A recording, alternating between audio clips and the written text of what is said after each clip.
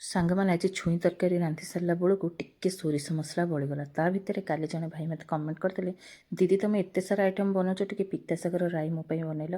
ତ ସେଇ ଭାଇଙ୍କ ପାଇଁ ଯେହେତୁ ବାଡ଼ିରେ ଆମର ପିତା ଶାଗ ହେଇଥିଲା, ଆଖିରେ ପଡ଼ିଗଲା, ତ ସେ ପିତା ଶାଗକୁ ଆଣି ବଛାବଛି କରି ବଢ଼ିଆ ସେ ଧୋଇକି ରଖିନେଲି। ତ ଏ ଜିନିଷଟା ଯେତେ ମେଜରମେଣ୍ଟ ଅନୁସାରେ କରିବା ବହୁତ ହି ବଢ଼ିଆ ଲାଗିବ। ତ ଚାଲନ୍ତୁ ମୁଁ କେମିତି କ'ଣ ପରିବାରେ ଦେଇଛି ଯାହାକି ଆମର ଟେଷ୍ଟ ହୁଏ। ମୁଁ ହିଁ ଏମିତି ହିଁ ବନାଏ ରାଇ। ତ ଏଇଠି ଫାଳେ କଣ୍ଟା ଫଳ, ଫାଳେ ଆଳୁ, ଫାଳେ ଟମାଟୋ, ଗୋଟେ ସାରୁ, ତାକୁ ସବୁ ଦେଇକି ବଢ଼ିଆ ସେ କଡ଼େଇରେ ତେଲ ସୋରିଷ ଫୁଟଣ ଫୁଟେଇଦେଲି। ଗରମ ହେଇଗଲା ପରେ ସେସବୁ ଜିନିଷକୁ ଟିକେ ଭାଜିଦେବା ହାଲକା। ଭାଜି ସାରିଲା ପରେ ଏଠି ସ୍ୱାଦ ଅନୁସାରେ ଲୁଣ, ହଳଦୀ ଗୁଣ୍ଡ, ଲଙ୍କାଗୁଣ୍ଡ, ଏଠି ମନେକରି ବେଶୀ ଟିକେ ଲୁଣ ଦେବା ଯେହେତୁ ପିତା ଜିନିଷ। ତାକୁ ଭଲ ଭାବରେ ଗୋଳାଗୋଳି କରି ସୋରିଷ ମସଲା, ଜିରା, ସୋରିଷ, ରସୁଣ ବାଟିଥିଲି ତାକୁ ଦେଇକି ପାଣି ଦେଇକି କଭର କରିନେଲି ସିଝିବା ପାଇଁ। ତା ଭିତରେ ଯେଉଁ ଶାଗକୁ ଆଣିଥିଲି ତାକୁ ପୁରା କୁଚ କୁଚ କରି ପୁରା କାଟିନେଲି। କାଟି ସାରିବା ଭିତରେ ଏପଟେ ମୋର ପାଣି ମରିଗଲାଣି, ସେଥିରେ ସବୁ ଶାଗକୁ ପକାଇଦେଲି। ଆଉ ଏଇଟା ଗରମ ଗରମ ପଖାଳ ଭାତ ସହିତ ଖାଇବେ, ବହୁତ ହି ବଢ଼ିଆ ଲାଗିବ। ତ ସେ ଭାଇ ଯେହେତୁ କହିଥିଲେ ତ ତାଙ୍କରି ପାଇଁ ଆଜି ବନେଇଛି।